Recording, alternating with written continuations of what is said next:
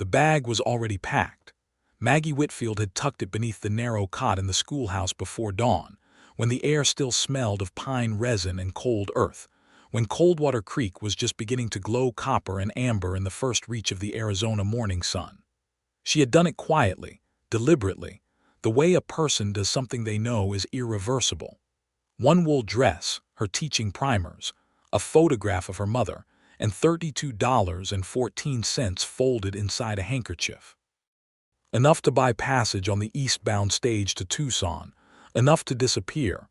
She had a plan, and it was a good one, clean, painless. Nobody in this town needed to know where she had gone, least of all Henry Granger. She stood at the door of the schoolhouse now, wearing her traveling coat despite the warmth that was already beginning to build in the early October sky of 1883. Her trunk was by the door. The stage came through Coldwater Creek at 7:30, stopped only for 20 minutes to water the horses and exchange mail, and then continued east without sentiment or ceremony. She would be on it. She had made that decision 3 days ago, the night she had found the letter, and then she heard the footsteps, small ones, quick, the kind that skip more than walk. Maggie turned from the door and saw Clara Granger standing at the edge of the schoolhouse porch, 6 years old and fierce-eyed and clutching something to her chest with both hands. Her dark hair was loose and wild, the way it always was when she had run somewhere fast. She was wearing her Sunday dress on a Thursday, which meant she had dressed herself in something special. "Miss Whitfield," Clara said, slightly breathless, "I made you something." The word Maggie had been preparing since before sunrise, the polite and distant no, the explanation about needing to go, the soft professional farewell she had rehearsed in the mirror, all of it evaporated. Because Clara Granger was holding out a small cloth pouch stitched together in uneven, painstaking rows of blue and gold thread. On the front, in the crooked block letters of a child who had only recently learned to write, it said, "For Miss Whitfield," and beneath those letters, a stitched outline of a sun. The stitching was irregular and the sun had too many points, but the care in every single stitch was unmistakable, visible like something glowing through the seams.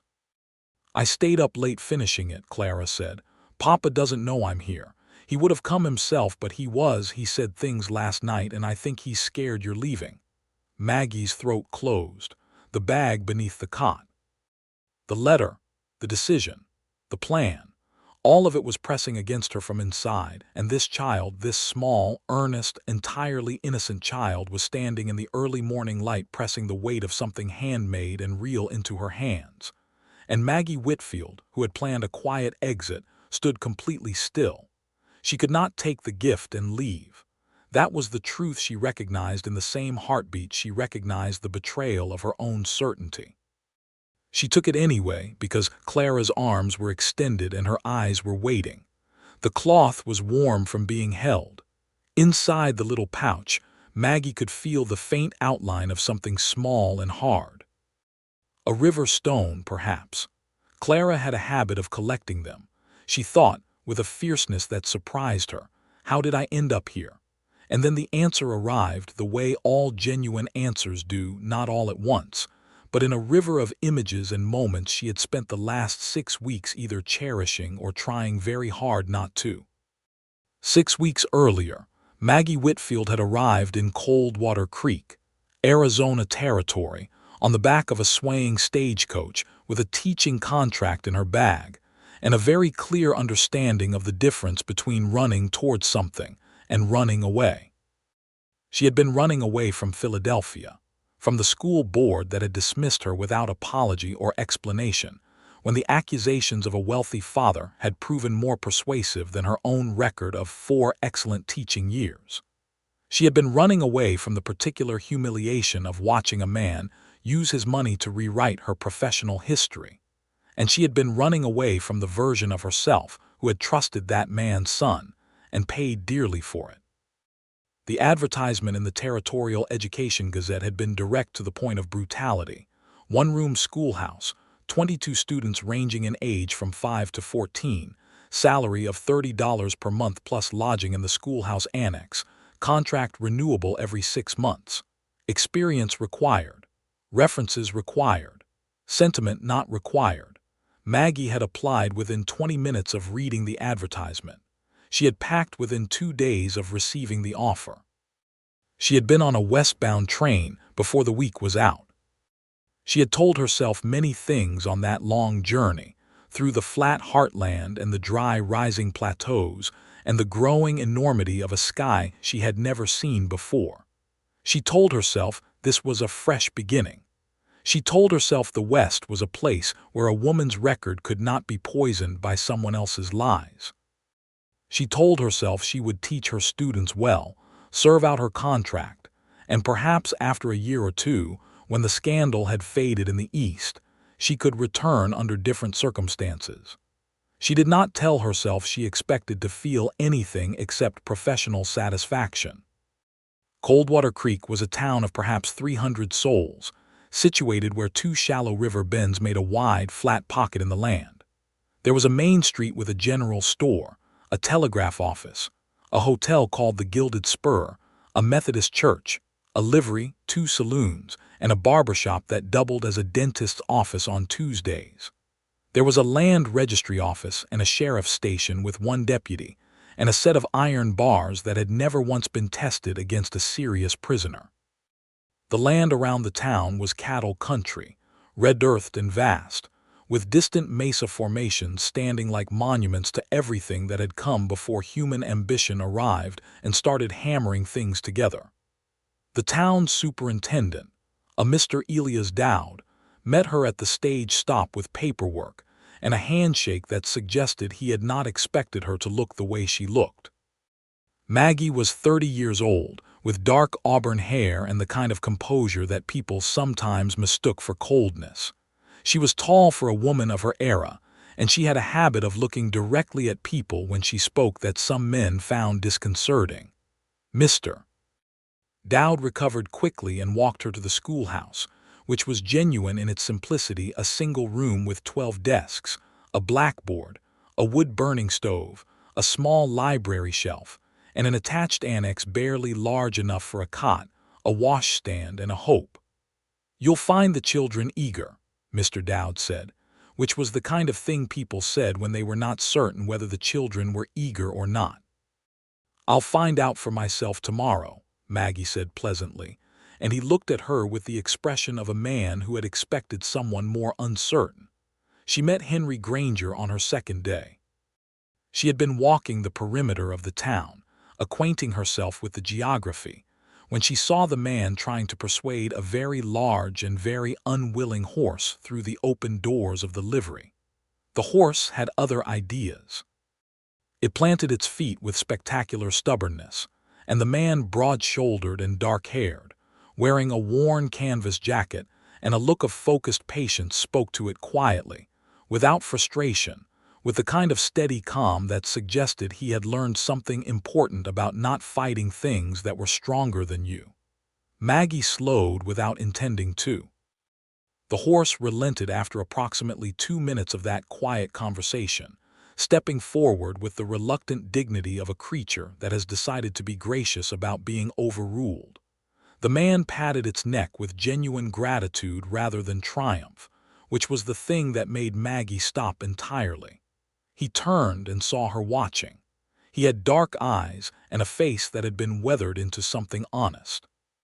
He was probably 35 or 36, she estimated, with the particular combination of hard work and outdoor living that made men in the West look older than they were. But his eyes, when he turned them on her, were younger than the rest of him. Alert. Uncertain in a way that seemed recent, like a wound still deciding whether to scar. "You must be the new schoolteacher," he said. "You must be a man who talks to horses," she replied. He smiled then, and it changed his face considerably. "Henry Granger. I run the Granger spread about 4 miles north of town. My daughter Clara starts at your school tomorrow." "Maggie Whitfield," she said. "I'll expect her at 8 o'clock." They shook hands with the automatic formality of the era, and she continued her walk. But she was aware, in the particular way that awareness of a thing announces itself before you are ready to name it, that she had found the exchange disproportionately interesting. Clara Granger did arrive at 8 o'clock the following morning, and she was everything her father suggested, and several things he had not. She was fiercely curious and impulsive and deeply sensitive in the way of children who have learned to protect that sensitivity with a surface layer of boldness. She was also, in a way that Maggie recognized with professional certainty in the first hour, extraordinarily intelligent. She read 3 grade levels above her age and had been teaching herself arithmetic with a combination of her father's ranch ledgers and a logic that was entirely her own. She also had the habit of asking questions that were designed to test the limits of what adults would honestly answer.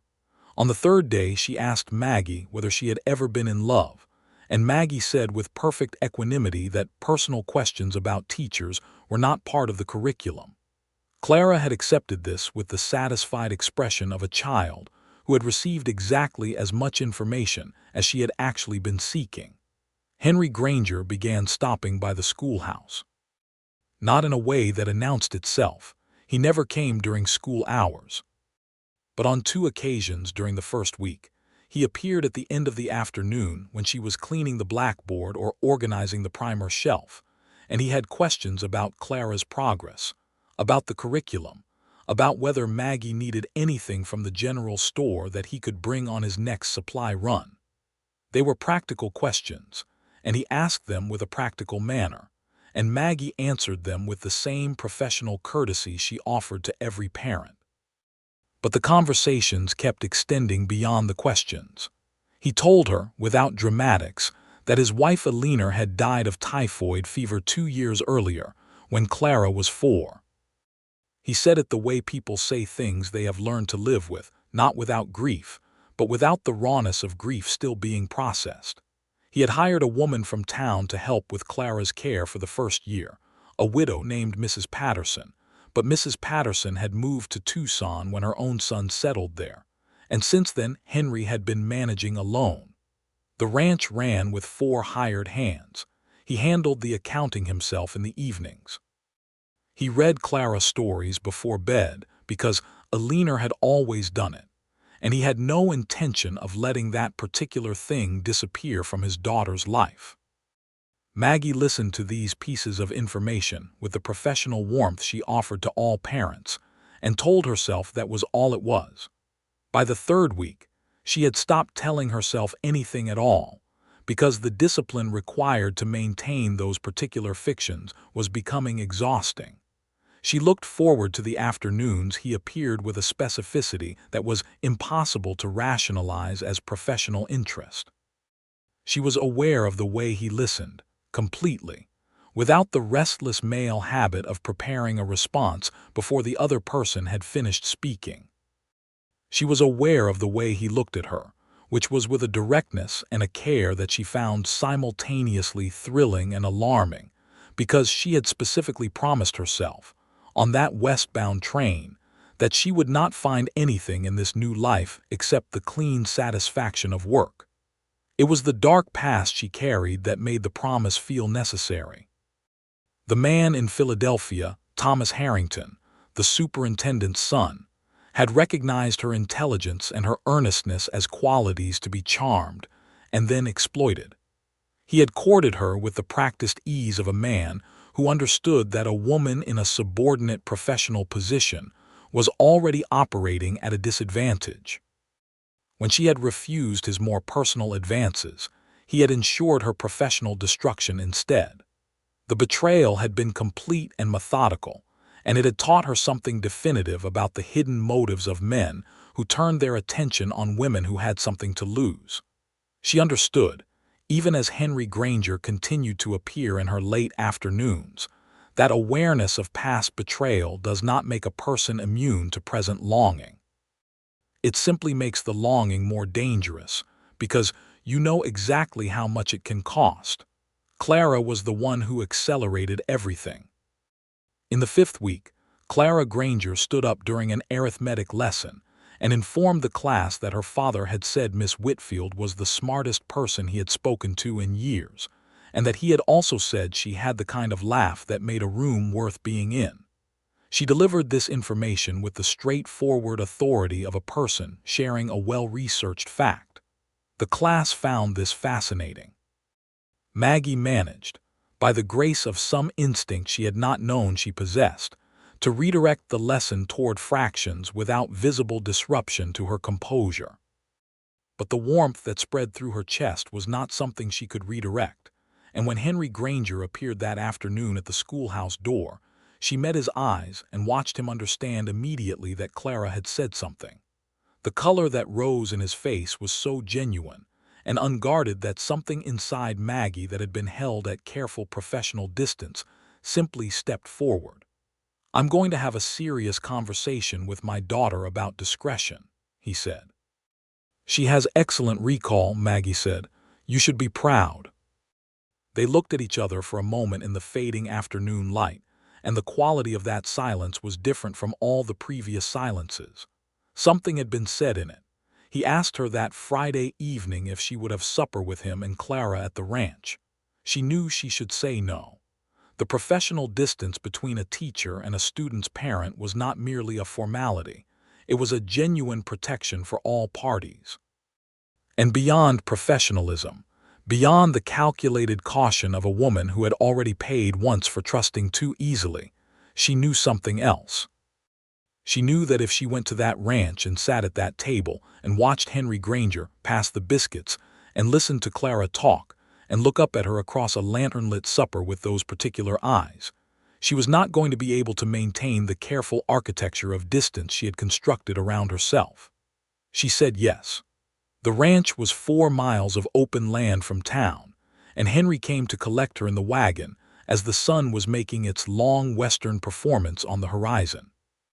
The house was a solid structure built from local timber and adobe brick, with a covered porch facing south and a kitchen garden that was clearly the work of someone who had planted it with love and allowed it to grow a little wild with grief. Elinor's garden. Maggie recognized that immediately and did not comment on it, which she understood later was the right instinct. Clara met them on the porch and had already set the table. The evening was, in all its ordinary and extraordinary particulars, exactly what Maggie had feared it would be. Henry cooked with the competent directness of a man who had learned to feed people out of necessity, and had discovered, somewhere in that process, that he was good at it. Clara talked without restraint about her theory that the creek behind the school contained a species of fish nobody had yet named, that fractions were fundamentally more honest than whole numbers, and that she intended to have a horse of her own by spring if she could present her father with a sufficiently logical argument.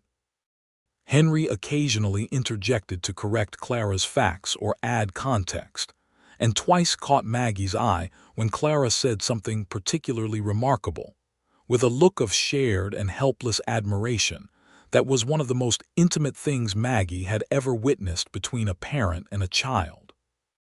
When Clara was in bed, Henry poured 2 cups of coffee and they sat on the porch in the warm desert night, and he told her that he had not felt hopeful about anything unrelated to his daughter and his land in 2 years. He said it simply, without strategy or artifice, and the simplicity of it was more affecting than any declaration she had heard or read. She said, more honestly than she had intended, "I came here from a situation where someone destroyed my professional reputation because I refused to give him something I was not prepared to give.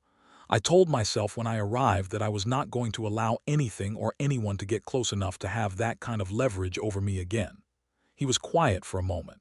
Then he said, "That's a very serious thing to have survived." "Yes," she agreed. "I'm not asking for leverage," he said. "I'm not sure I know what I'm asking for, but I'm not asking for that." She believed him. And the fact that she believed him was its own frightening revelation, because the capacity for belief that betrayal is supposed to permanently damage was apparently not as damaged in her as she had thought. She rode back to town that night in the wagon beside him in a silence that was entirely comfortable, and when he handed her down at the schoolhouse, and their hands held for a fraction of a second longer than the gesture required, neither of them acknowledged it, and both of them knew exactly what it meant. For the next 2 weeks, Things moved in the tender and uncertain way of two people who have recognized something true in each other and are proceeding with the caution of people who understand what is at stake. He continued to appear in the afternoons. The conversations deepened. He lent her a book he had carried from his family's original home in Kansas, a worn copy of David Copperfield, and she returned it with a note inside about a passage she had found particularly resonant, and he brought it back the following week with his own note responding to hers, and the exchange of that book became something they both understood was a conversation about more than literature. He took her riding one Sunday afternoon, because she had mentioned in passing that she had never learned to ride properly in Philadelphia, and he taught her with the same quiet patience he had used on the stubborn horse. And when she finally settled into a comfortable canter on the red earth with the Arizona sky enormous above her and the wind pulling at her hair, she laughed with a freedom she had not felt in longer than she could calculate. And she heard him say something low and heartfelt that the wind mostly took before she could be certain of the words, but the shape of them was clear enough. It was the third Sunday in September when he kissed her for the first time.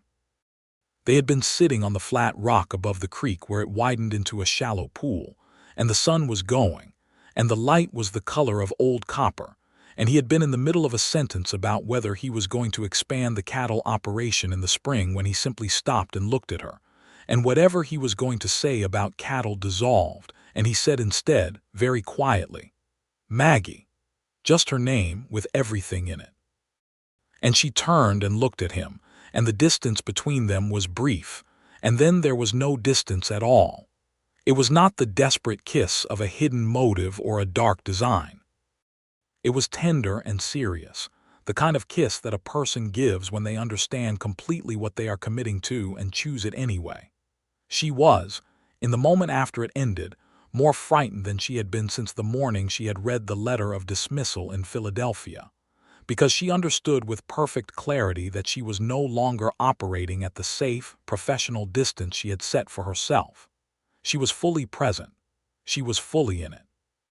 She should have recognized that as something to trust.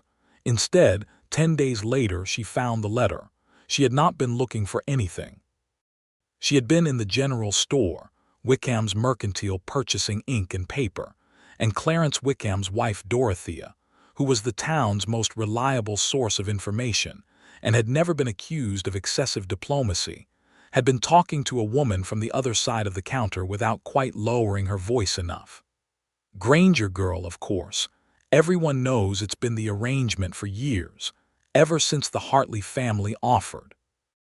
Old Mr. Hartley practically raised Henry after his own father died, and the understanding was always that when Clara was old enough for a woman's care in the house, Henry would take up with Caroline Hartley. The girl's 24 now, and she's been patient long enough. Word is the families have made it formal. Letter went out to Henry last week from Hartley's solicitor in Flagstaff. Maggie stood perfectly still on the other side of a shelf of dry goods.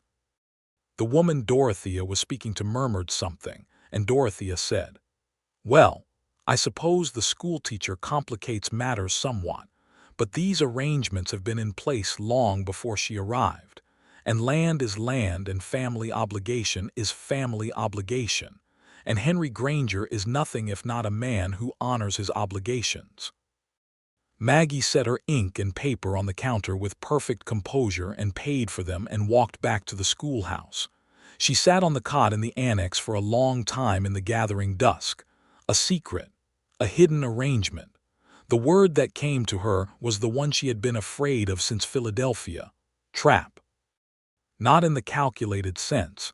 She did not believe Henry had deliberately deceived her, but in the sense of a situation in which she had allowed herself to feel something real inside a context that was already promised elsewhere, and the result was the same regardless of intent. She was the complication. She was the inconvenient thing that had developed feelings inside a situation that had an existing resolution she had not been told about. The dark past she carried had taught her something she had perhaps applied too selectively.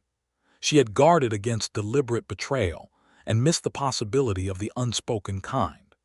She had stayed awake until 1 in the morning that night, composing reasons to be fair and generous and three-dimensional in her assessment of the situation.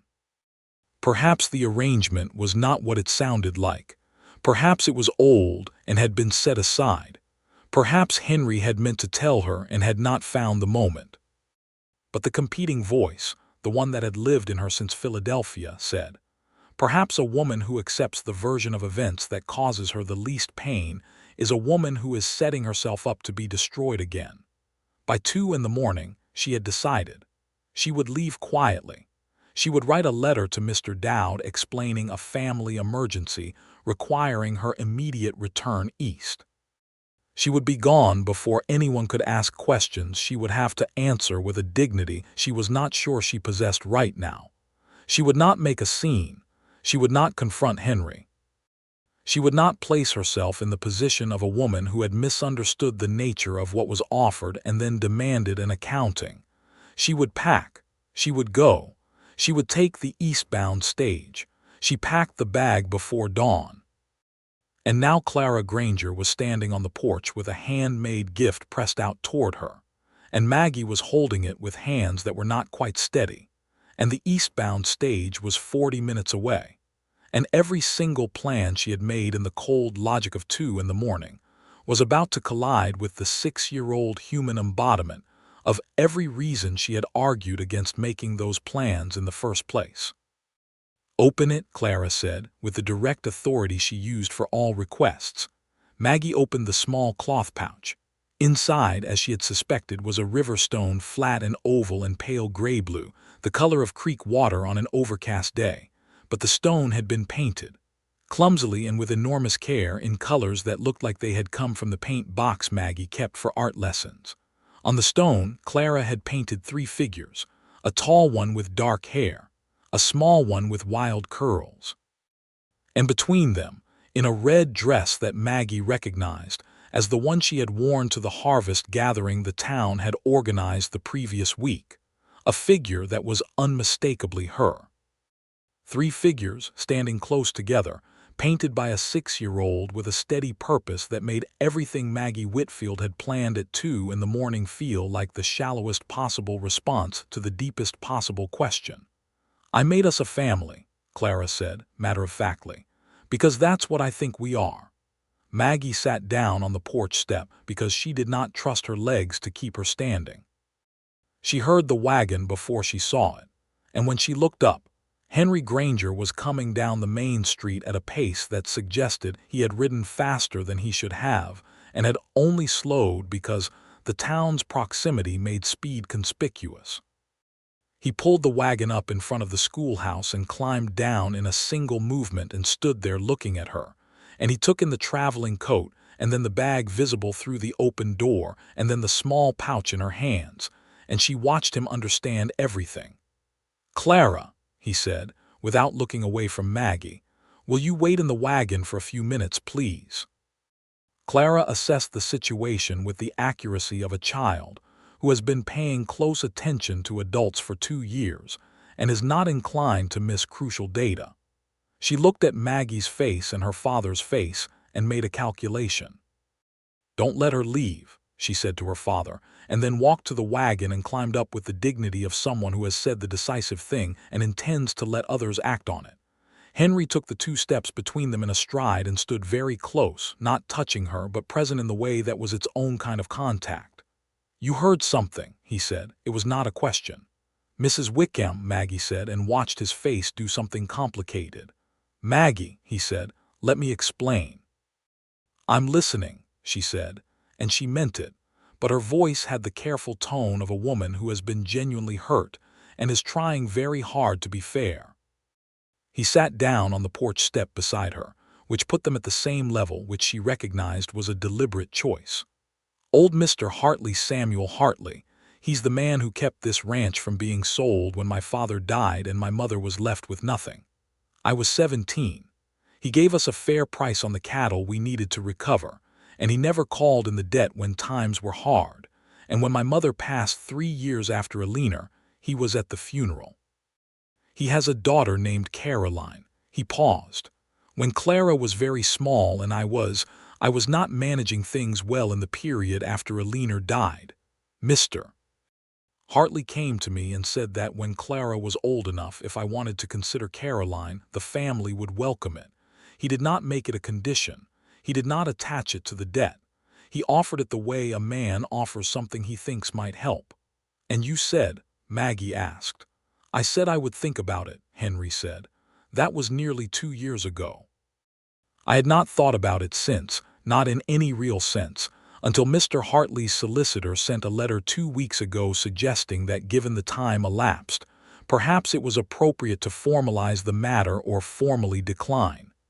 Maggie looked at the river stone in her hands, the 3 figures. And which did you intend? He was quiet for a moment and she looked at him, and his eyes were direct and serious, and something else that was harder to name. Maggie, I wrote back to the solicitor 4 days ago. I declined, formally and finally. I should have done it the moment I understood what was happening between us, and the reason I did not do it immediately was not hidden motive or dishonesty or any calculation involving you. It was because I am a man who is still learning how to trust that the thing he wants is actually available to him. He paused. I was afraid. You were afraid, she said. Of believing something and having it not be real, he said. Of making a formal decision that would announce, even to myself, exactly how much I wanted this. Because when you want something enough, the possibility of losing it becomes its own kind of trap. She looked at him for a long moment. Around them, the morning sounds of Coldwater Creek continued, the distant clang of the blacksmith, the creak of a sign in the desert wind, the far voice of someone calling across the street. The world was entirely unconcerned with the crisis on the schoolhouse porch. I have a history, she said, with trusting what I'm told and being wrong. I know, he said. You told me. The version I told you was abbreviated, she said. The full version is that I trusted a man who had the kind of authority that comes from money and position, and when his intentions turned out to be something I could not agree to, he dismantled everything I had built professionally. I did not see it coming because I wanted very much to believe that his stated interest in my work was genuine. I was wrong. That wrongness cost me everything I had in Philadelphia. I'm not him, Henry said quietly. No, Maggie agreed. You are not. But the cost of being wrong again is not a cost I was certain I could bear. And at 2 in the morning with Mrs. Wickham's words going around in my head and no information from you, the only choice that felt safe was leaving. And now, he asked. She looked at the stone again. Clara's painted family, 3 figures standing close together. Now I'm wondering whether safe and good are the same thing, she said. Henry reached out and took her hand with the careful deliberateness of a man who is not taking anything for granted, and held it between both of his on the porch step, and said, I am asking you, very directly and without any hidden motive or reservation or competing obligation, to stay. Not because of the contract or the school or Clara, though Clara has been the most straightforward ambassador I have ever been represented by, but because I have not felt like the person I am capable of being since Alina died, and since you arrived in this town I have felt it again, and I do not believe that is something that comes along more than once, and I am not willing to let you get on that stage without saying so explicitly. The stage horn sounded in the distance. 20 minutes. Maggie Whitfield looked at Henry Granger in the October morning light of 1883 in the Arizona Territory, in a town she had arrived in as an escape route and had somehow turned into a life, and she made a decision. I need you to promise me one thing, she said. Name it. No more things left unspoken because you are afraid of what happens when they are spoken. Not between us. Whatever you are thinking about us, or about our situation, or about something you have heard or decided, you tell me. Directly, even if you think it might damage something, especially then. He looked at her with an expression of someone who has been offered exactly the terms they would have chosen. I promise you that, he said, and I will ask the same of you. Agreed, she said. She stood and he stood, and she looked at the traveling bag by the schoolhouse door and then at the wagon where Clara was sitting bolt upright watching them with the focused attention of a child who has invested heavily in a particular outcome. "I should put that bag back inside," Maggie said. "Yes," he said. "You should." She carried it back in herself, set it under the cot, and stood in the small annex for a moment in the quiet. She looked at the blackboard through the interior door with its half-erased lessons and its chalk dust, at the desks in their imperfect rows, at the little library shelf with its small collection of books. She thought about Clara's questions and the other children's faces, and the particular satisfaction of watching a concept take root in a young mind and open. She thought about riding on the red earth with the wind in her hair and Henry's voice steady beside her. She thought about the stone in her hand, still warm. She walked back out into the morning. Clara had climbed back down from the wagon and was standing beside her father, holding his hand with the practiced ease of a child who has been doing it all her life. And when she saw Maggie come through the schoolhouse door without the bag and without the traveling coat, her face did a thing that was not quite a smile yet but was everything that precedes one. "Are you staying?" she asked. "I'm staying," Maggie said. Clara's smile arrived then, complete and brilliant and unguarded. She released her father's hand and ran to Maggie and pressed herself against her with the unceremonious physical affection of small children who have decided a thing and act on it before anyone can reconsider. Maggie put her arms around her and looked over her head at Henry, who was watching with an expression that required no translation. School began that morning at 8 o'clock as it always did, and 22 children arrived in their usual combination of eager and reluctant and hungry. And Maggie taught fractions and spelling, and the geography of the territory, with the full attention of a woman who has decided to be entirely present in her life, and if her heart was doing something considerably more than its standard professional function. She kept that organized in the part of herself that had learned discretion without sacrificing depth. Henry came that afternoon and the conversation was different from all the previous afternoons, lighter in some foundational way, as if the weight they had both been carrying around what was and was not being said had been set down. He asked her to Sunday dinner again, and this time there was no ambiguity about what Sunday dinner meant, and she said yes without the internal negotiation of the previous invitation. In the weeks that followed, the story of Maggie Whitfield and Henry Granger became one of those things in a small town that everyone observes and nobody quite discusses directly, because the town was simultaneously pleased about it in the way that small communities are pleased when two of their own find each other, and cautious in the way that small communities are cautious about anything that might yet go wrong and become something more complicated. Dorothea Wickham, to her considerable credit, told two people that she believed she had caused a near disaster with a piece of gossip that she should have verified before sharing, and she brought Maggie a jar of preserved apricots as an unspoken apology, which Maggie accepted graciously and without reference to any specific event. The Hartley matter resolved cleanly and without dramatic consequence. Caroline Hartley, it emerged from subsequent conversation, had been no more actively committed to the arrangement than Henry had been, and was in any case corresponding with a farmer from Flagstaff, with rather more mutual enthusiasm than the Granger obligation had ever inspired. Samuel Hartley wrote Henry a brief and generous letter saying that he wished him well, and that the friendship between their families remained exactly as it had always been, which was the kind of gracious resolution that made Maggie revise upward her understanding of human decency. The story of what had happened in Philadelphia came out gradually, over several evenings on the porch and in the kitchen, and once during a long ride across the open land, because Maggie had promised no more unspoken things and she meant it. Henry received each piece of it with the anger of a man who takes injustice personally, and the restraint of a man who understands that the response to injustice cannot be uncontrolled fury if it is to be useful.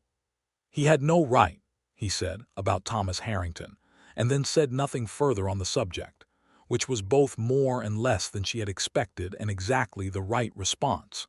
She asked him, in exchange, to tell her about Alina. He told her about Alina the way she had hoped he would, honestly, with love and grief both present, without either minimizing the loss or using it as a barrier. Alina had been a gentle woman with a love of growing things and a quiet humor. She had died very fast.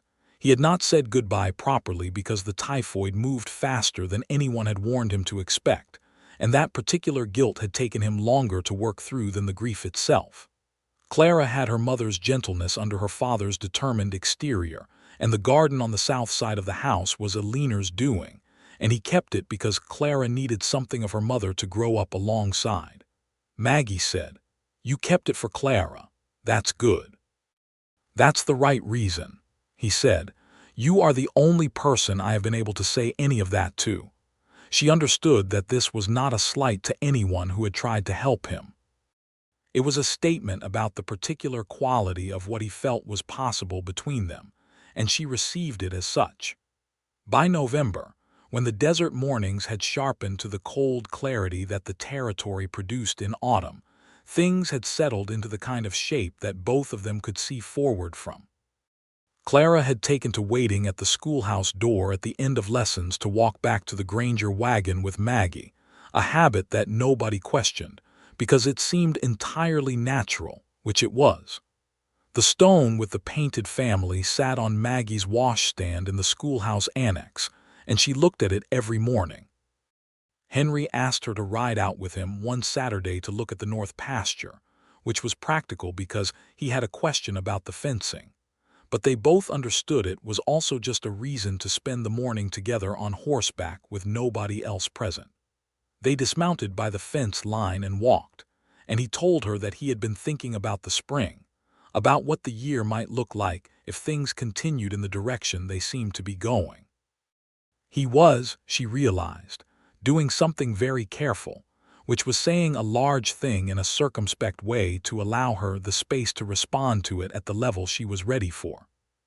She said, "Henry, you promised me no more unspoken things." He stopped walking. "Fair enough," he said. "Then let me say it directly. I am in love with you. I have been for some time. I would like very much to ask you to marry me, but I want to be certain of two things first. That you are ready for that question, and that when I ask it, you understand that my daughter comes with me as completely and inseparably as my own heart does." Maggie looked at him with the full and absolute attention she had discovered she was capable of only here, only with him. "Clara is not a complication to me," she said. "She is one of the central reasons I am still in this town at all." "I know," he said. "I saw that from very early. And I am not ready for that question today," she said, "because I believe in doing things in the right order and we have only known each other for 2 months. He nodded, accepting this with the equanimity she had come to love about him. "But," she said, "I am telling you that when you ask it, the answer will not be no."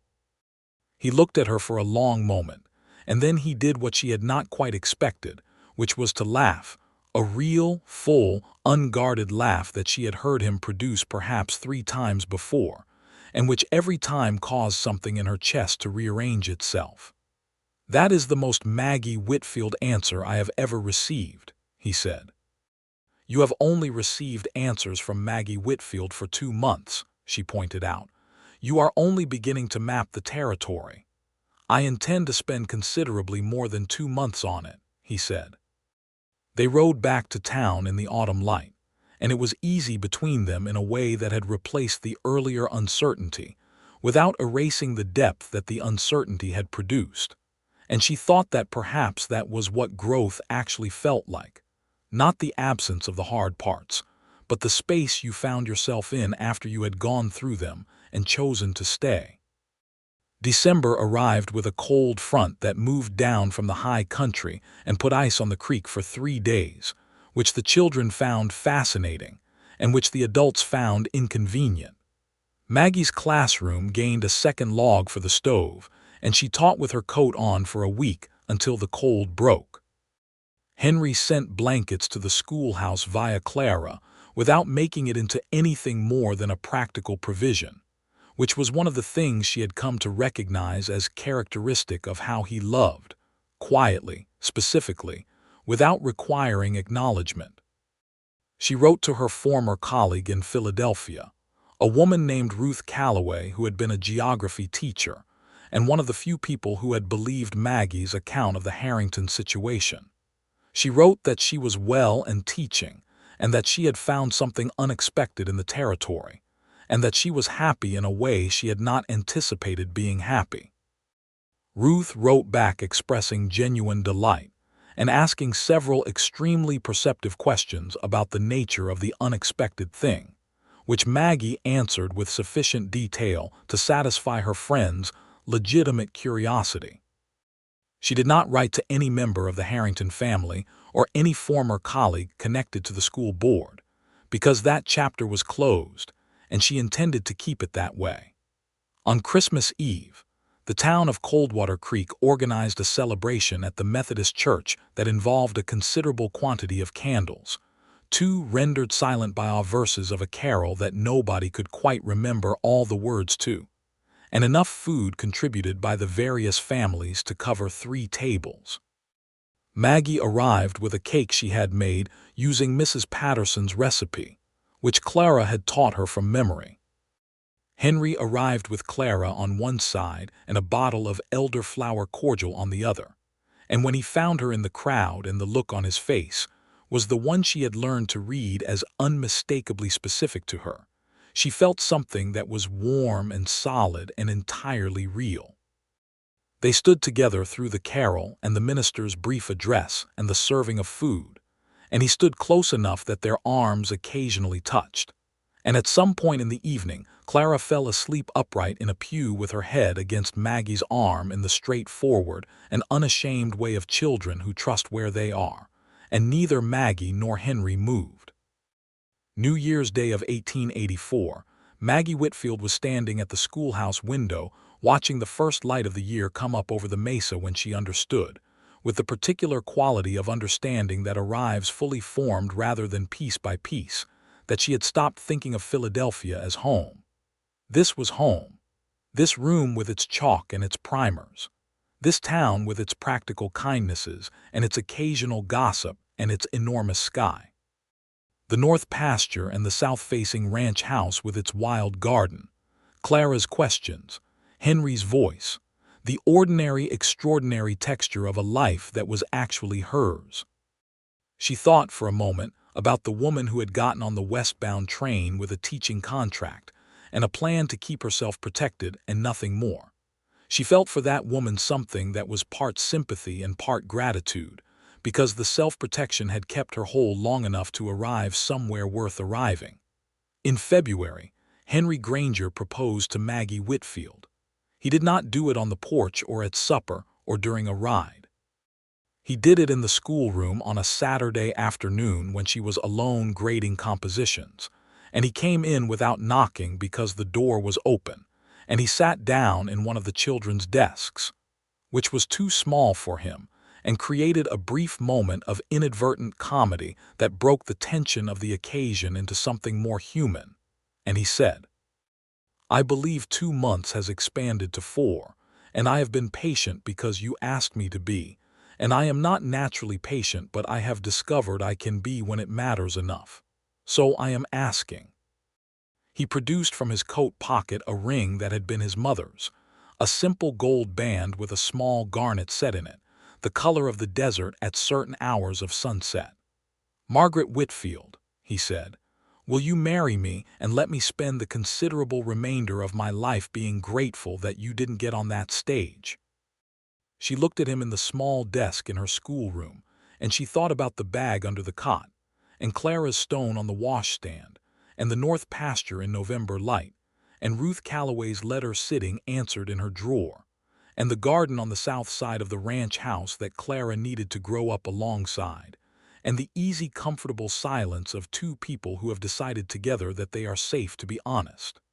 "Yes," she said, "on the condition that you never seat yourself in a child's desk again, because I need you to remain dignified, and that is not compatible with watching you extracted from furniture designed for a 6-year-old. He laughed and stood and crossed the room and kissed her with a thoroughness that was considerably more than the ceremony of an answer, and the composition papers went sideways off the desk, and neither of them cared about it even slightly. They told Clara that evening.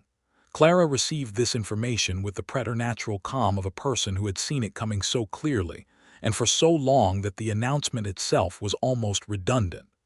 "I know," she said. "I painted it on the stone." "You painted what you hoped," Henry said. "I painted what I knew," Clara corrected, in the tone she used when she was certain and did not consider the matter under discussion. Maggie looked at Henry over Clara's head and saw him doing the thing he did sometimes, which was trying to maintain a serious parental expression while visibly losing the internal battle against pure affection, and she loved him so completely in that moment that it was almost uncomfortable in its size.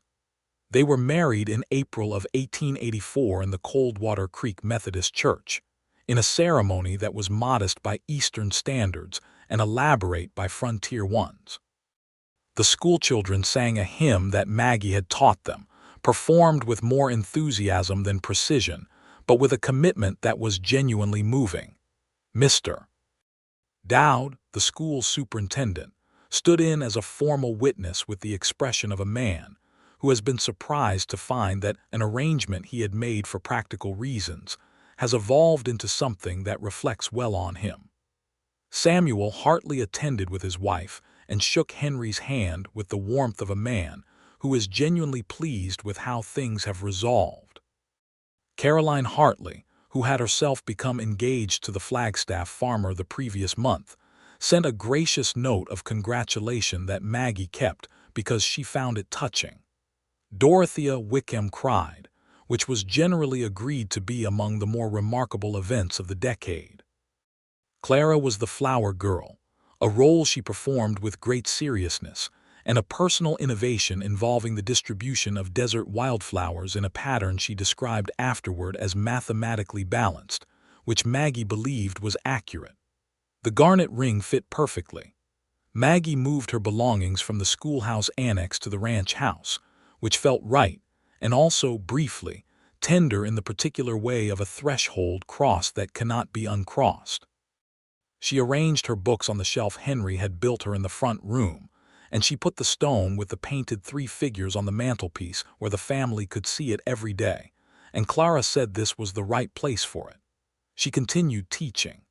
There was no question of giving it up. It was her profession and her vocation, and it was her own, and Henry understood this with a clarity that required no negotiation. Mr. Dowd renewed her contract for another year with visible relief. The ranch ran well in the spring and summer of 1884. Henry expanded the north pasture operation with 2 additional hired hands and a modest increase in the cattle count, and Maggie developed a habit of looking over the ranch ledger with him on Saturday evenings that began as curiosity and evolved into a genuine partnership, because she had an eye for numbers that complemented his practical experience, and they both found that 2 minds organized toward the same problem moved faster and more accurately than one. Clara grew. She was learning fractions to a level of sophistication that had outpaced the rest of her class, and Maggie began giving her additional work from the upper grade materials because the ordinary curriculum was insufficient for the rate of her development. Clara received this with the unself-conscious matter-of-factness of someone who has never been taught to perform false modesty about her own mind. She asked, one August evening, whether she could have a horse. Henry looked at Maggie, who looked at Henry, and a conversation was had between them that contained no words at all but addressed several distinct points. "Present me with your argument," Henry said. Clara presented an argument that had clearly been drafted and revised over considerable time, covering logistics, safety protocols, financial cost-benefit analysis using figures she had extracted from the ranch ledger without anyone's explicit permission, and a proposed training schedule. It lasted approximately 12 minutes. At the end of it, Henry said, "That was the best argument I have ever heard for anything." "I learned from Miss Whitfield," Clara said. Mrs. Granger, she corrected, still practicing the new form, and then looked at Maggie with an expression that was unexpectedly shy, the first genuinely shy expression Maggie had ever seen from her. Either is fine, Maggie said. Whichever feels right to you. Clara thought about it for the rest of the evening and at bedtime said, I think I would like to call you Mama, if that is allowed. The word arrived in the room and changed everything slightly, in the way that a single true word sometimes does. Maggie sat on the edge of Clara's bed in the lamplight and said, It is not only allowed, it is one of the finest things anyone has ever offered me.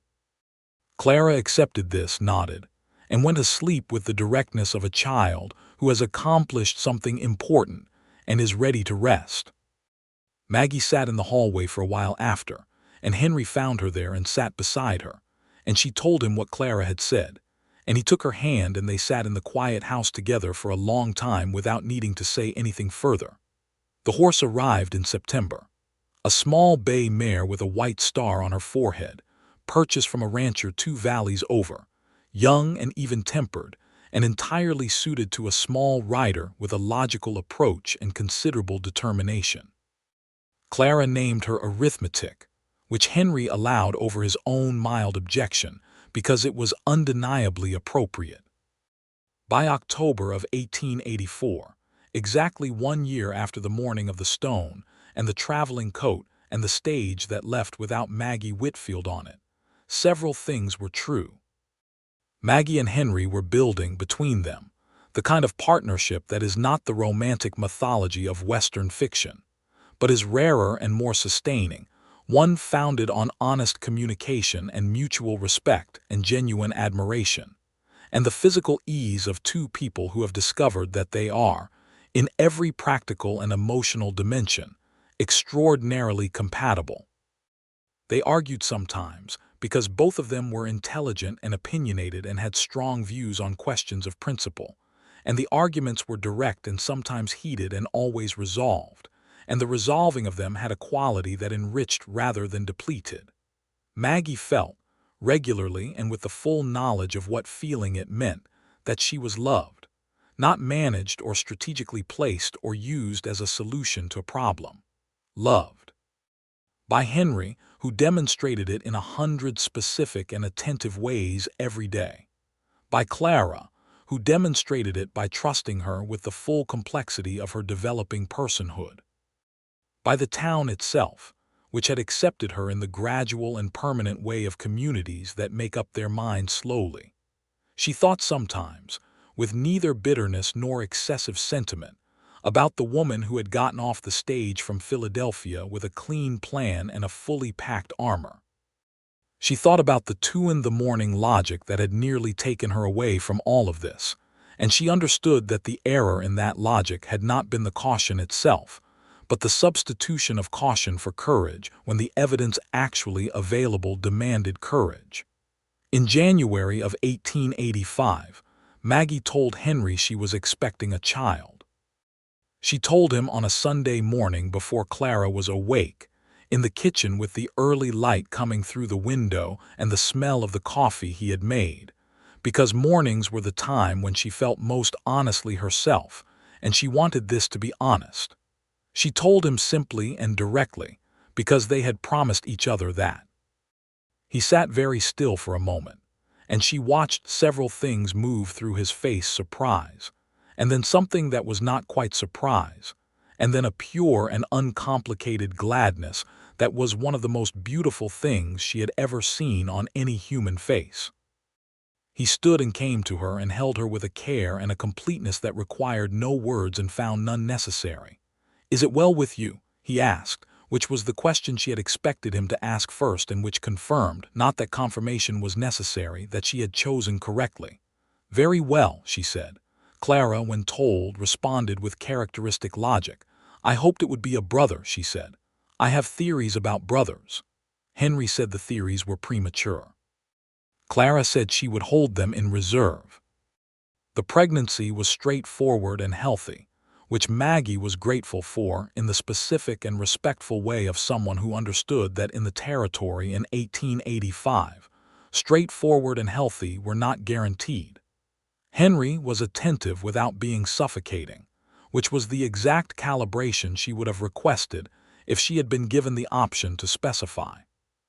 He adjusted the ranch routine to reduce her workload on the weekends without commenting on it, and he went with her to the doctor in Coldwater Creek, a young man named Dr. Fenwick, newly graduated from an Eastern medical college and still slightly astonished to find himself in the territory for every appointment.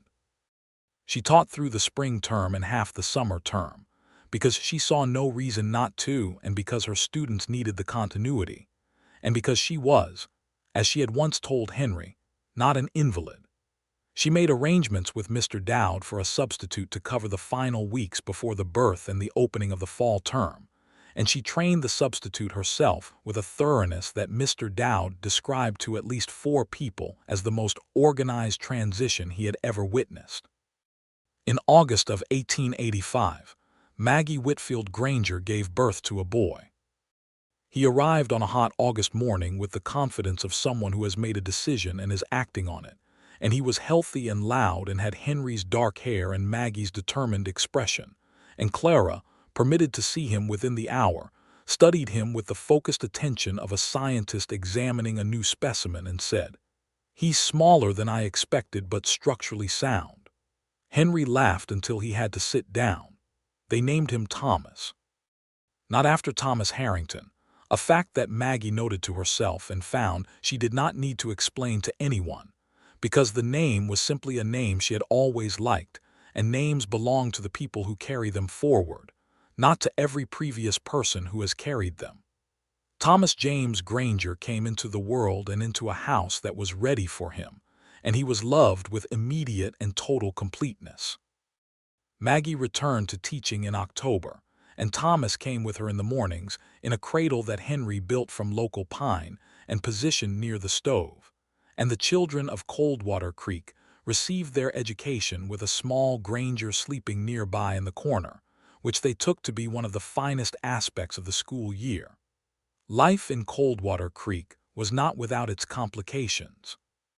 The territory had the qualities of its era, the complex and frequently unjust relationships between the arriving settlers and the indigenous peoples, whose land was being claimed under the authority of a distant government that had decided, through a series of treaties that were honored selectively at best, how the territory would be ordered. Maggie witnessed enough of the casual injustice, directed toward the Apache families she occasionally saw at the edges of the town's commerce, to feel the discomfort of a woman who had benefited from the system, even as she opposed its worst applications. She taught her students, when the curriculum permitted and sometimes when it did not, that the land they lived on had a history that preceded them, and that the people who had lived on it before were not historical abstractions. This occasioned one serious conversation with Mr. Dowd and several less serious conversations with parents, and Maggie held her position on it with the same composure she brought to everything else. And eventually the conversation subsided because she was, by consensus, an excellent teacher in every other measurable respect, and the community had made its peace with her. Henry supported her on it explicitly and without qualification, which she had expected but was grateful for each time it was demonstrated. 2 years passed in the texture of real life, which is to say rich and varied and not uniform in its quality but consistently, deeply worthwhile. Henry expanded the ranch. Clara outpaced the curriculum entirely by the time she was 8, and Maggie began writing to a school in Tucson about the possibility of advanced correspondence courses for exceptional students. Thomas learned to walk with the aggressive confidence of a child who has decided mobility is non-negotiable and implements it accordingly. He had Clara's questions and Henry's patience and Maggie's directness, and the combination produced a child who was, at 14 months, already being regarded by the family with a combination of delight and cautious anticipation. Clara's relationship with arithmetic, the horse, developed into a partnership that was, Henry said privately to Maggie, one of the finest things he had ever seen, because Clara had applied to the horse the same logical and respectful methodology she applied to everything, and the horse had apparently responded to being treated as an intelligent entity by becoming exactly that. In the spring of 1887, Maggie was expecting again. This time she told Henry in the evening on the porch, while Clara was inside reading and Thomas was asleep, and the desert dusk was making the sky the color she had learned to love, violet and copper, and the particular deep blue that arrived just before full dark.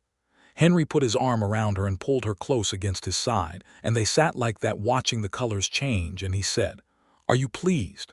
"Very much," she said. "You?" "Beyond what I can sensibly articulate," he said. "Clara is going to have theories," Maggie said. "Clara always has theories," he said.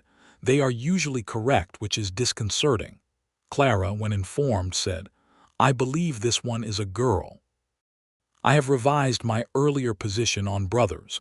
One is sufficient, and a sister would complete the set more elegantly." Henry said this was not how biology functioned. Clara said she was aware of how biology functioned and was expressing a preference, not a misunderstanding. In October of 1887, Maggie gave birth to a girl. They named her Eleanor, because Maggie had asked Henry if he would want to, and he had been quiet for a long moment, and then said yes, with the specific gratitude of a man who understands what it means to be offered that particular kindness by the woman who is confident enough in their love to make room for the love that came before. Clara was entirely satisfied with this development. Eleanor grew alongside Thomas with the complementary stubbornness and tenderness of siblings who have been born into a household where love is both freely given and consistently modeled. The ranch house, which Henry had extended with a second bedroom wing in 1886, accommodated all of them with room for the daily chaos of a family of 5. Maggie's teaching career continued. She was, by 1888, the most experienced teacher in the eastern Arizona Territory outside the territorial capital, and she had been offered twice the position of district supervisor, which she declined both times because she was not finished with the classroom, and she did not intend to leave it until she was. Her students included, over the years, children who would become ranchers and shopkeepers and doctors and teachers themselves, and the influence of a woman who had taught them to think clearly and argue honestly and question. The unexamined assumption was visible in each of them in different and specific ways. She heard through Ruth Calloway in Philadelphia that Thomas Harrington had eventually been dismissed from his own position for conduct similar to what he had exercised against Maggie, caught at last by the accumulation of his own history. She received this information without triumph and without extensive commentary. She said only to Henry, "It's a shame it took so long. There were likely others in between." Henry said, "Yes, there were always others in between men like that." She appreciated that he understood the fuller meaning. On the evening of their 5th wedding anniversary, Henry took her to the same flat rock above the creek where they had been when he kissed her for the first time, and they sat in the April dark with the creek sound below them and the stars enormous overhead. He had a small parcel with him, wrapped in brown paper. Inside was a new copy of David Copperfield, not the same worn copy they had passed back and forth in the autumn of 1883, but a new edition, properly bound. On the first page, in his careful handwriting, he had written, "For Maggie, every margin is yours." She looked at it for a long moment and then at him, and she thought about the woman in the traveling coat on the schoolhouse porch with the bag packed and the stage horn sounding in the distance. She thought about Clara running across the morning with her wild hair and her cloth pouch and the handmade stone inside it. She thought about all the particular details of the past 5 years. The arguments and the recoveries, the hard winters and the brilliant springs, the 2 children asleep right now in the ranch house with Clara watching them with a responsible seriousness that was entirely characteristic of her, the garden on the south side of the house that had recovered and grown more abundantly every season, the ledger they reviewed together on Saturday evenings. The mornings when she woke early and lay still listening to the sounds of the ranch coming to life and felt nothing but uncomplicated gladness. "Henry," she said. "Yes," he said, already knowing, the way he often did. "I am so glad I didn't get on that stage." He looked at her with the expression she had catalogued and loved over 5 years, the one that was more than a look, the one that was a full and complete acknowledgement of everything they had built and everything they were. "So am I," he said, "every single day." She leaned into him on the flat rock above the creek, and he put his arm around her, and they sat under the Arizona stars and listened to the water, and the world around them was quiet and wide and entirely theirs. The stone with the painted 3 figures still sat on the mantelpiece.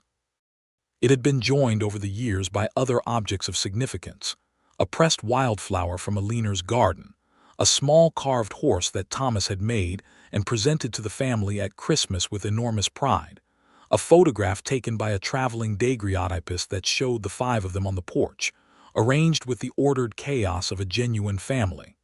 Clara, at 10 years old, had examined the stone one evening with a slightly retrospective air. "The painting is not very accurate," she said. "I was only 6, but the meaning is correct." "The meaning is entirely correct," Maggie agreed. Clara looked at her with the directness that had characterized her from the first day in the schoolhouse. "Are you happy, Mama?" Maggie looked around the front room, at the books on the shelf Henry had built, at the sound of Thomas in the next room engaged in some energetic and probably inadvisable activity, at the soft sounds of a leaner beginning to wake from her afternoon sleep, at the late light coming through the window. "Completely," she said. Clara nodded, satisfied with the assessment, and returned to her reading with the focused attention of a child who has confirmed the data she was looking for and can now proceed. In the spring of 1889, when the territory was full of the particular energy of a place on the verge of becoming something more formally organized, Arizona would not achieve statehood for some years yet, but the signs of the approaching order were visible in the new telegraph lines and the expanding railway routes and the increasing presence of territorial officials. Henry and Maggie sat down together with the ledger and the ranch accounts and made a decision. They would educate Clara in Tucson. It was not without grief, because the decision acknowledged that Clara's intelligence had outgrown what Coldwater Creek, for all its genuine qualities, could offer her. There was a school in Tucson that took exceptional students and had corresponded with Maggie for 2 years about Clara's work, and it was time. Clara was 11, nearly 12, and the world she was capable of inhabiting was larger than the one she had been born into. Clara, when told, was quiet for longer than was usual for her. "I don't want to go," she said finally. "I know," Maggie said, "but I understand why I should," Clara said. "It would be inefficient to remain where the educational provision is insufficient," Henry said. "You could also simply say you'll miss us." Clara looked at him with the expression of a person who is processing multiple things simultaneously. "I will miss you," she said, and the simplicity of it without the protective layer of logic was so unexpectedly vulnerable that both Henry and Maggie felt the full weight of the moment. They took her to Tucson in September of 1889, in the wagon, the full family together, with Thomas and a leaner and arithmetic and considerable luggage. The school was a solid building on the east side of the city, with a headmistress named Mrs. Adler, who had the intelligence and the personal warmth to understand immediately what kind of student Clara was and what she would require. Clara inspected the school library with the focused assessment of a professional and declared it adequate. She inspected the dormitory and declared it functional. She inspected Mrs. Adler and reserved judgment.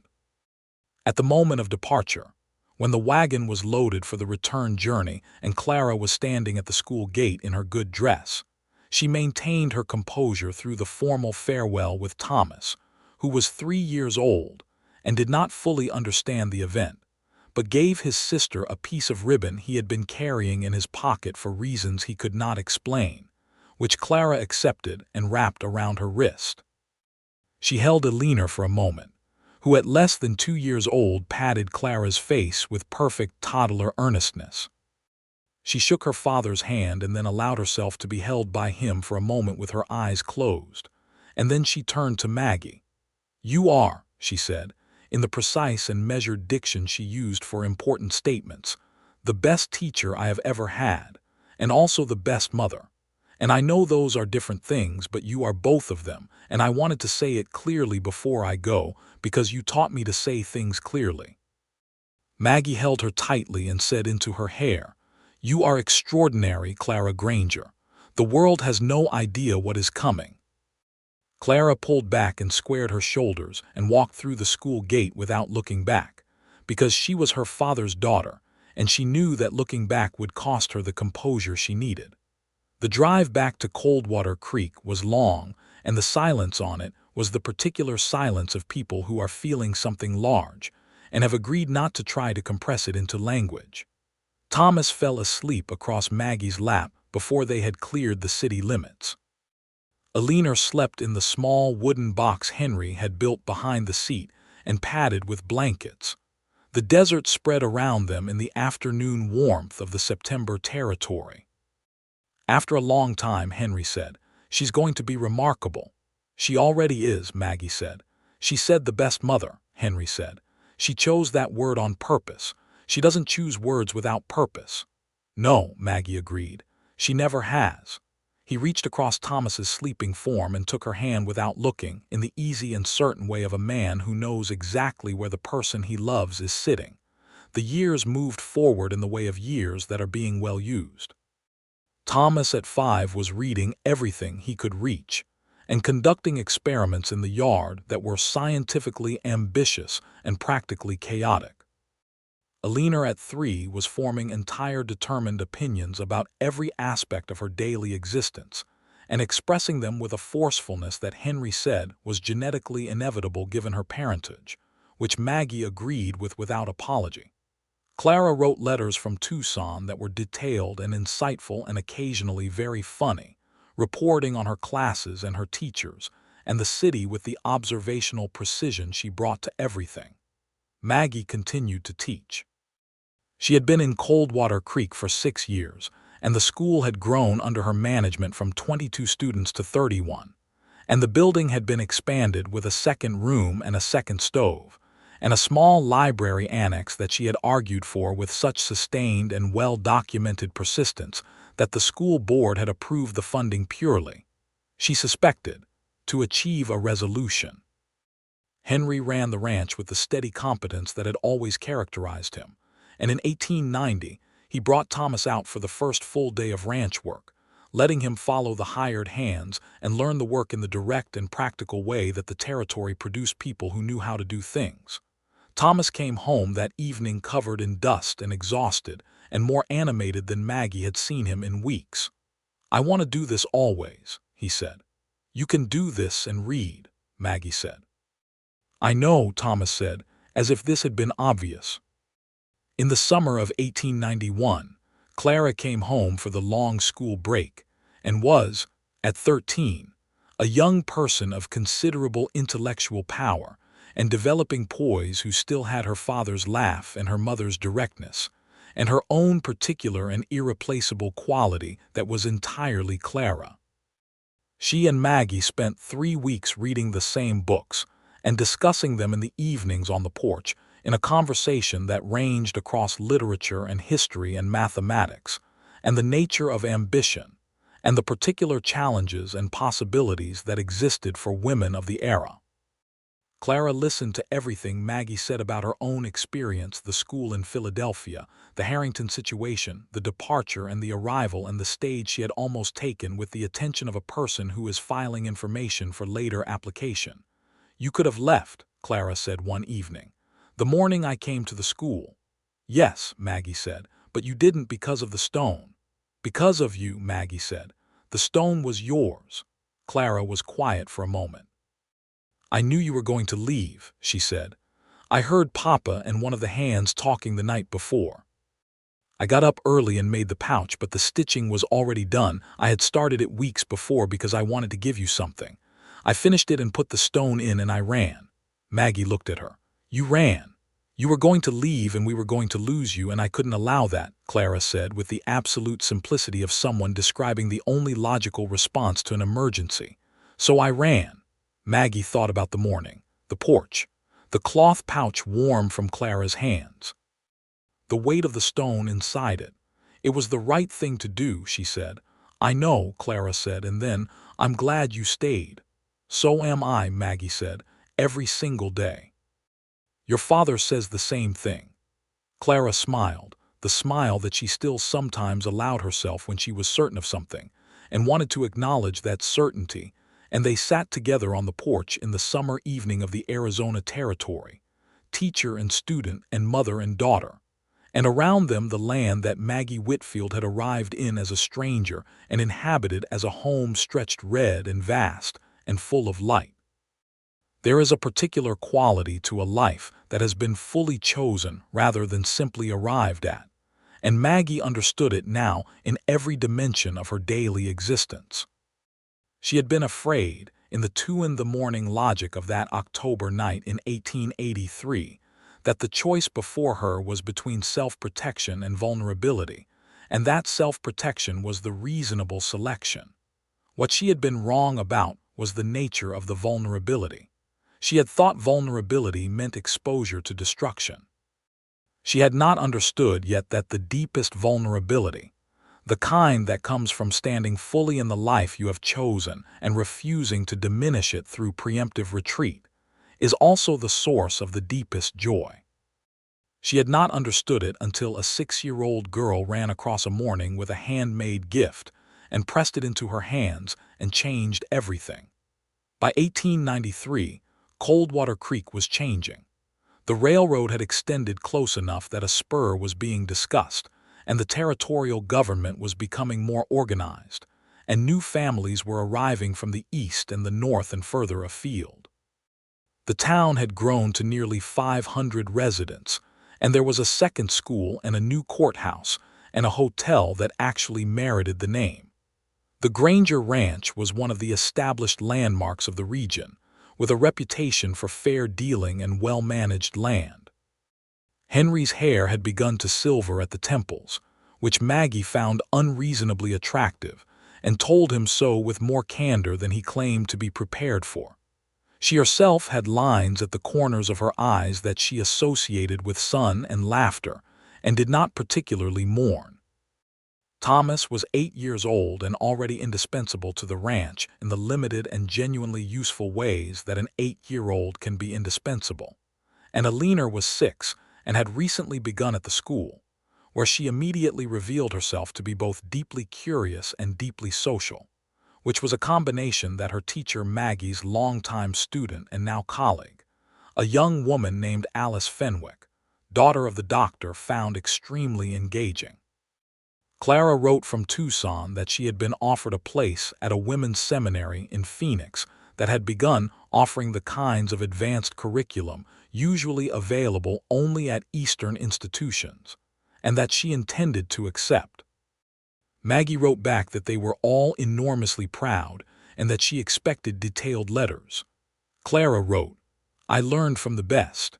And then, in the postscript, tell Papa I love him and tell Mama I love her and tell Thomas to stop feeding carrots to arithmetic without asking and tell Alina I expect a proper letter from her at her earliest convenience. Maggie read this letter aloud at the supper table, and Alina, with great seriousness, began composing her reply immediately on the back of a piece of paper that was technically intended for an arithmetic lesson, but which Henry declared repurposable under the circumstances.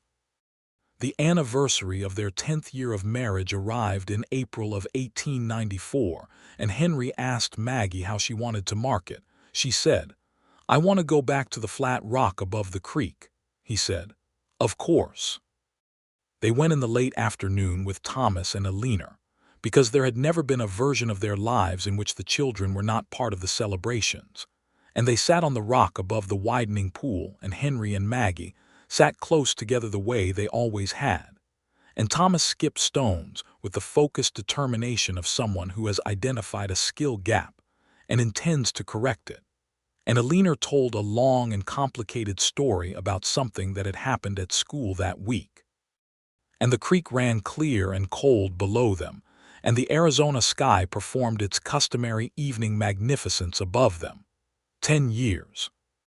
Maggie thought about it with the full and honest accounting of a woman who had lived every year of it consciously, and did not intend to underestimate a single one. 10 years of teaching and arguing and making decisions together, and raising children and managing a ranch, and navigating the complicated world of the territory with its beauties and its injustices, and its daily texture of hard work and genuine reward. 10 years of a man who had kept his promise and told her every difficult thing and asked her for the same, and had meant it, and who still looked at her across a room with the same quality of attention he had turned on her in that first conversation outside the livery. She looked at him now in the April evening light. He was 46, and his face had the depth of a decade more lived fully than either of them had perhaps expected to live, and he was the best man she had ever known, and she told him so. "Maggie," he said, in the particular voice he used when she said something that cost him his composure. "I'm just being accurate," she said. Thomas said, "If you two are going to be romantic, I am going to need more stones to skip." Alina said, "I think it's nice." Thomas considered this. "I think it's fine," he allowed. "It's just a lot of it sometimes." Henry said, "You will thank us for the example, eventually." Thomas looked doubtful but conceded the point as insufficiently disproven. In the summer of 1895, Clara graduated from the Phoenix Seminary with the highest marks in her cohort, and an offer to teach history and literature at a school in Tucson that had recognized what the seminary had produced. She came home to Coldwater Creek for the summer first, and the house was full for 3 months in a way that reminded Maggie of something she had read once about the nature of completion. Not the completion of being finished, but the completion of being whole.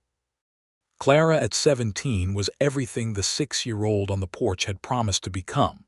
Intellectually fierce, warm-hearted in ways she still sometimes concealed under her matter-of-fact manner, deeply capable, and in possession of the particular confidence of a young woman who has been loved well and taught rigorously, and allowed to develop entirely into herself.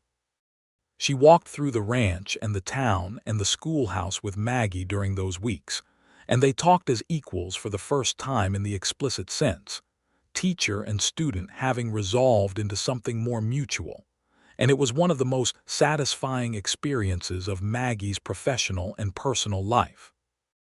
On the last evening before Clara returned to Tucson to begin her teaching post, they sat on the porch as they had so many evenings, and Clara said, "I have been thinking about that morning, with the stone." "I think about it often," Maggie said. "I was 6, Clara said. "I didn't understand everything I was doing. I just knew I had to run and give you the thing I had made. But now I understand it more completely." She paused. "I gave you a stone with 3 people on it. I was painting something I wanted. And you stayed, and you became the person in the painting, and now you're more than the person in the painting, because no painting can actually hold what you are to this family." She said this with the calm precision of someone who has been thinking it through for some time and has arrived at the correct phrasing. "I wanted you to know that I understand all of it now, not just the morning, but everything after." Maggie looked at this young woman who had been a small, fierce-eyed child on a porch 11 years ago, and she felt the full weight and beauty of time well spent. "Clara," she said, "you gave me a gift that morning that I will spend the rest of my life being grateful for." "You gave me one first," Clara said, "on the first day of school. When you answered my question about personal questions by not answering it, and I knew immediately that you were someone who would be honest with me." Maggie laughed. "You were testing me." "I was always testing," Clara agreed without apology. "You always passed." They sat in the last of the summer evening, and behind them the ranch house held Henry and Thomas, and Alina in all the ordinary warmth of a family that has made itself out of love and choice, and the willingness to remain. And the desert around them was darkening to the deep violet that Maggie had learned to love, and the stars were beginning their nightly inventory, and Coldwater Creek was quiet and real and entirely home. In the years that followed, each of them moved forward in the way of people who have been given a solid foundation and know what to build on it. Clara established herself as a teacher in Tucson of such quality and reputation that she eventually became the head of her school's academic program. Thomas grew into the ranch with the natural ease of someone who was exactly where he was meant to be, inheriting Henry's way with animals and Maggie's way with numbers. Eleanor developed into a young woman of formidable social intelligence and genuine artistic talent, eventually marrying a good man from the expanding town of Phoenix and filling her own house with color and noise and children. Henry and Maggie grew older together in the gradual and grounded way of people who have chosen each other deliberately and continue to choose each other each day. The ranch marked the decades.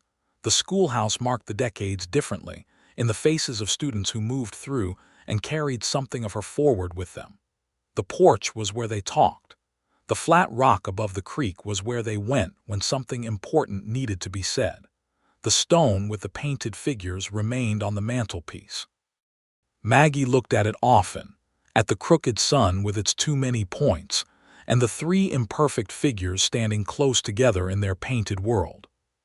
She thought sometimes about the woman in the traveling coat who had almost walked away from all of it, and she understood that woman with complete compassion, because the fear had been real, and the reasons had been real, and the plan had made a kind of sense in the dark. But a 6-year-old had run across a morning with a handmade gift, and the gift had been pressed into her hands before the stage could take her, and everything that followed had been the consequence of that small and enormous act. She had planned a quiet exit. She had stayed instead and built a life so complete and full and genuinely her own that the planning of the exit seemed, from this distance, like the last thing she had done before she understood what living actually required. It required staying. It required the courage to remain present in a life that was asking you to be fully in it. It required trusting, against the evidence of past betrayal, that the thing in front of you was real. It required, sometimes, a child running across a morning with something handmade and pressing it into your hands before you could make the mistake of leaving. Maggie Whitfield Granger sat on the porch of the ranch house in the light of an Arizona evening with her husband beside her and the sounds of the land around her, and the stone on the mantelpiece visible through the open door, and she was grateful completely, specifically, in every particular, for every single thing that had followed the moment she had not gotten on that stage.